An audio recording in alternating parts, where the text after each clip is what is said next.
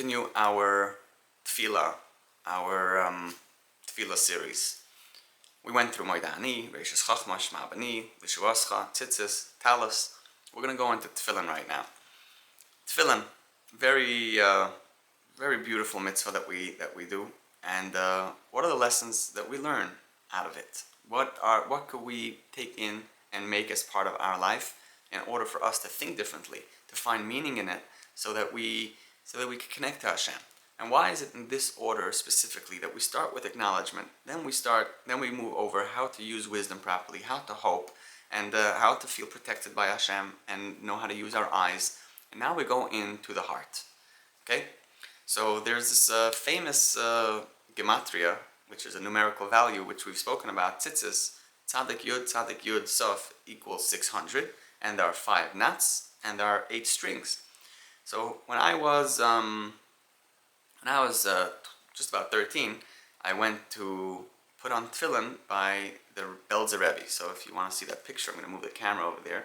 I don't know if you can see, but that picture over there, that's where I put Tefillin by the Belzer Rebbe. And anyhow,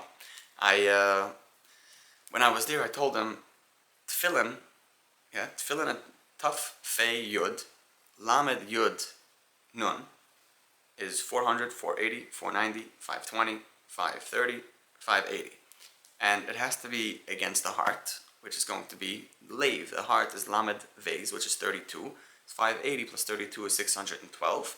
And with the koilel is the whole number adds 1 to it. So we could get into that entire koilel idea. Maybe I'll just go right now, that way I don't end up not speaking about it. The koilel is when every word has a light surrounding it. Every word has the living being of Hashem in it. Just like we said that nature, if you have a tree or you have an elephant, the first video that I put out, I believe, we spoke about an elephant. There's the pei, which is the nose inward, the yud, which is the little heart that's keeping this elephant alive, and the lamed, which is with the nose upward. It's the lamed. Yeah. So this word has God in it, and that God that surrounds the word is the light surrounding it, and that light adds 1 number to the total numerical value. There are many stories or many interesting connections that we could do. There's in Parshas Vayechi, in the last parsha of Genesis, of Bereshis, we have how Yaakov Avinu tells Yosef, his son, that Ephraim and Menashe will be like Reuven and Shimon. Just like Reuven and Shimon are my sons, and they are tribes, holy tribes of the 12 tribes, Ephraim and Menashe, your kids, will also be part of my kids. But if you go and you make the numerical value of Ephraim and Menashe together, they will be 1 off of Reuven and Shimon. They'll be 1 off. If I remember correctly, I'm doing it by heart. I think it's somewhere 715 or 725. If I remember correctly, I could do it right now. 280, 320, 330, 331, 631, 721, 726. Ephraim and Menashe are 726, and Reuven and Shimon are 725. There we go. So we see how Yaakov said Ephraim and Menashe will be just like Reuven and Shimon, even though they're 1 number apart, they connect.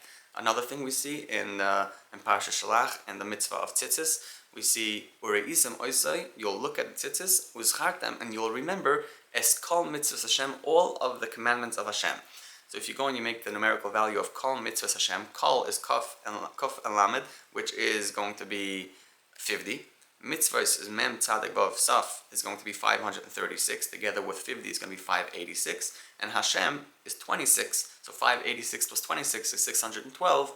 And with the koilel of these 3 words, Kol Mitzvahs Hashem, the koilel that surrounds, the light that surrounds these words, it adds 613. And that's actually the definition. Kol Mitzvahs Hashem, all commandments of Hashem. How many are they? 613. But Kol Mitzvahs Hashem only equals 612. So there we go, you add the koilel and you have 613. And there's a joke, I'm not going off track here for so long, but I'll come back to Tefillin. But there's a joke of this guy, his name was Dun. And Dun is Daled Nun, and that's 54.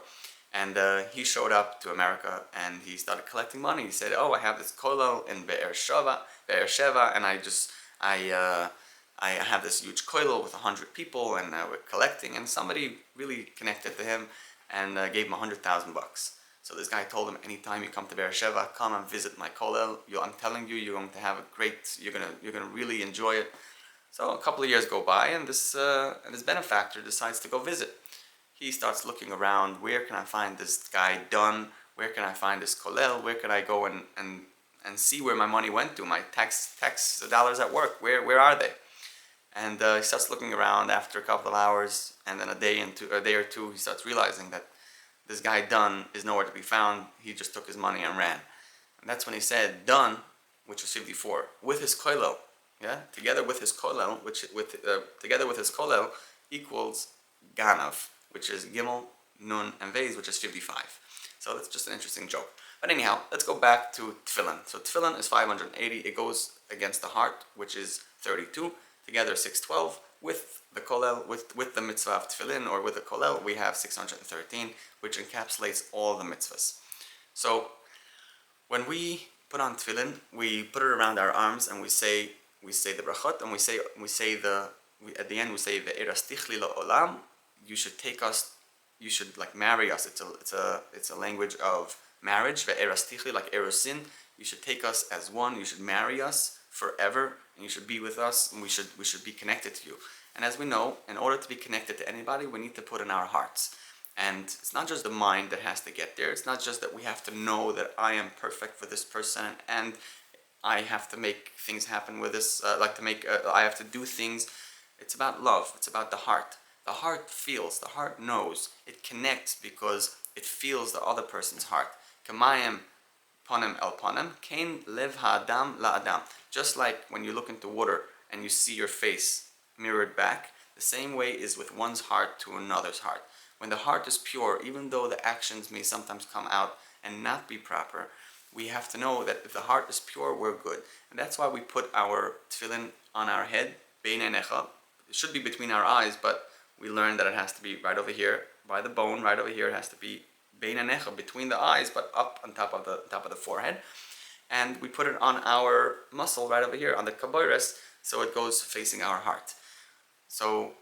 But it goes on our arms. So we put it on by our eyes, and we put it on our arms, because those are the things that keep on doing. Our eyes never stop, and we also know Yodayim Askani Yosheim, the hands are always busy. We keep on moving, we keep on touching and itching ourselves, and we have to be careful about those actions and about those sights that we see, that we look at. And it's very hard for us to hone those actions and those parts of our body to go and do the right thing at all times, because it's just life and we're busy. We work on reflexes, and we have our habits that we just turn our head automatically to look at. And when a fly comes around, we just move our hand like that without even thinking. And when we say slach lanu, we just knock our chest without thinking. It just happens. We're based on a whole bunch of triggers and reactions that sometimes our hearts are not exactly aligned with what we are doing. And so when we wear tefillin, we tell Hashem, listen, you take us into, let's get married, let's be one, let's connect our hearts with you, so that way we even though we do things that aren't completely aligned with how our relationship should go, but keep on looking at our hearts. We want that our heart should be recognized for what it is, and for what it stands for, and for the love that it really carries inside. And that's what we say, Vahoyu Vahayu advarim ha'ele al levavecha. Yeah, you should have these things. So dvarim means things, and it means words. So the words of Shema, ve'ahavta, but we say Vahoyu advarim ha'ele al levavecha. They should be on your heart. You should wrap the tefillin around your arms and put it onto your bein einecha. You should put it between your eyes, for that, so that Hashem could see the mind and the heart are, as much as they disagree sometimes, and they do things that aren't proper, and things that we shouldn't be doing. Remember to look at our hearts, and give us the ability, give us the mind and the strength to get through everything that you want of us. And that's what we say with the parashiyot that we say after putting on tefillin. We say the parashiyot that are inscribed inside of them, on the parchment inside the tefillin. We speak about how Hashem took us from Egypt, and we are His firstborn child. We are His nation, and what significance we have to Him. We say Shema Yisrael, we say V'hayim Shmoya, we say all, which is also this week's Parshas Ekev, and we emphasize the fact that we want our hearts to be pure, and we want to connect to Him, and He should see that our hearts are true to Him. When we wear Tefillin, we are working on our hearts. So next time you put on Tefillin, or when you have a thought about it, allow your heart to start feeling of the truth that you want, the connection that you really want. You want to tie the knot with Him. You want to really go around and hold Him strong, so that when you look at your arms, you say, my arms are doing the will of Hashem. When you think about your eyes, you should know my eyes are pure. My eyes are looking in the places that they are supposed to be looking. I'm looking upward. I'm looking for natural light. I'm not just looking for the light of my phone or for the light of anything shiny and sparkly. I'm looking for natural light. I want to find Hashem. I want to be in that love and that aura surrounded by Him. And that's what we're doing when we put on Tefillin. We are the son of Hashem. We are His firstborn. And we want to remember that all throughout our days. And hopefully this could give you some direction and some knowledge and insight on how to live with meaning and strengthen your identity, your Jewish identity. Thank you so much for joining. My name is David Lemmer, and I'll see you next time. Check out my videos, find my books, and support this channel.